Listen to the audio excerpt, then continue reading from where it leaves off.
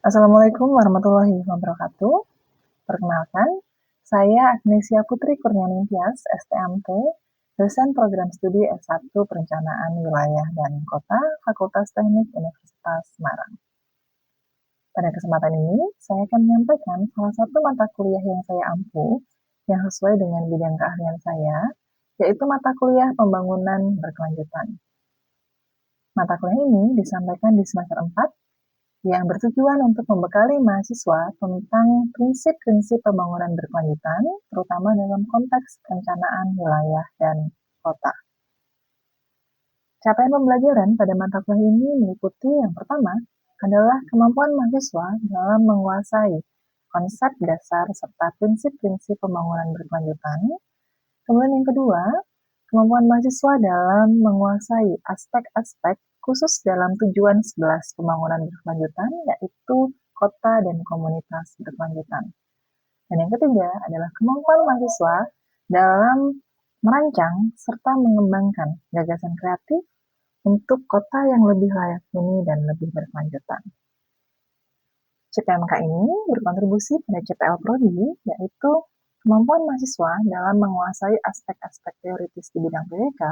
Kemudian yang kedua, kemampuan mahasiswa dalam menganalisis potensi masalah serta merumuskan strategi dari potensi masalah tersebut. Dan yang ketiga adalah kemampuan mahasiswa dalam mengaplikasikan teknik komunikasi dan presentasi untuk menyampaikan hasil-hasil perencanaan yang sudah dibuat.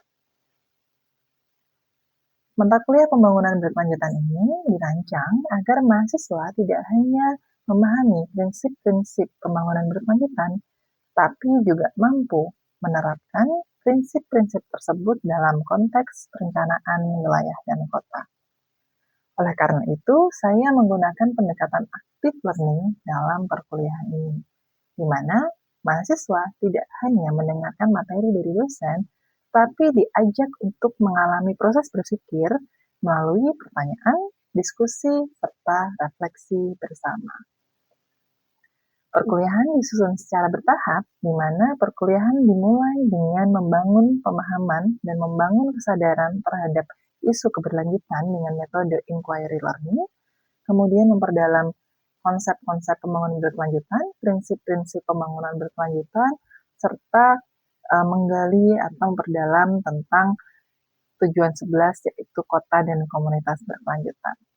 Selanjutnya, mengkaji berbagai praktek baik tentang kota dan komunitas berkelanjutan dengan metode case-based learning, dan yang terakhir adalah mengembangkan gagasan kreatif mahasiswa dengan metode project-based learning. Kesemuanya tentu didukung dengan berbagai media kontekstual seperti foto, video, studi kasus, sebagai bahan observasi, diskusi, dan refleksi aktif bersama di kelas. Untuk mengukur pemahaman, kemudian kemampuan analisis mahasiswa, serta kreativitas mahasiswa dalam mengembangkan gagasan inovatif untuk pembangunan berkelanjutan, saya menggunakan berbagai assessment, mulai dari assessment formatif, dari observasi, kemudian presentasi, hingga unjuk kerja mahasiswa, kemudian ada juga asesmen sumatif berupa UTS dan UAS. Pada sesi ini, saya akan menyampaikan materi untuk pertemuan kedua, yaitu Kota Layak Huni, membangun perspektif walkability dalam perencanaan kota.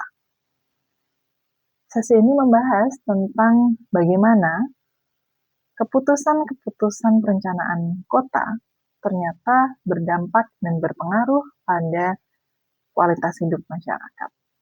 Oleh karena itu, sebagai perencana kota, kita bisa menerapkan prinsip-prinsip pembangunan berkelanjutan untuk perencanaan kota yang lebih berorientasi pada manusia. Saya tidak memulai dengan definisi dan konsep untuk pertemuan ini, tetapi saya mulai dari fenomena ataupun studi kasus yang dekat dengan kehidupan mahasiswa. Saya menggunakan foto dan video sebagai bahan observasi dan bahan diskusi tentang bagaimana ruang kota dialami dan dimanfaatkan oleh masyarakat. Dari situ, kemudian saya mengajak mahasiswa untuk membangun konsep dan membangun perspektif tentang materi ini, yaitu tentang walkability dan kota layak huni, memperdalam konsep-konsepnya secara teoritis, hingga pada akhirnya saya mengajak mahasiswa untuk merefleksikan perannya sebagai calon planner. Saya berharap pada sesi ini mahasiswa tidak hanya memahami walkability sebagai bagian dari kota layak huni atau bagian dari pembangunan berkelanjutan, tapi saya juga berharap mahasiswa mampu berpikir kritis sebagai seorang calon planner tentang ternyata keputusan-keputusan perencanaan, hal-hal yang dilakukan seorang perencana ternyata berdampak pada pengalaman masyarakat, berdampak pada kualitas hidup masyarakat yang tinggal dan beraktivitas di dalamnya. Oleh karena itu, sebagai planner, kita perlu menerapkan prinsip-prinsip pembangunan berkelanjutan untuk mewujudkan kota yang lebih layak huni dan kota yang lebih berorientasi pada manusia.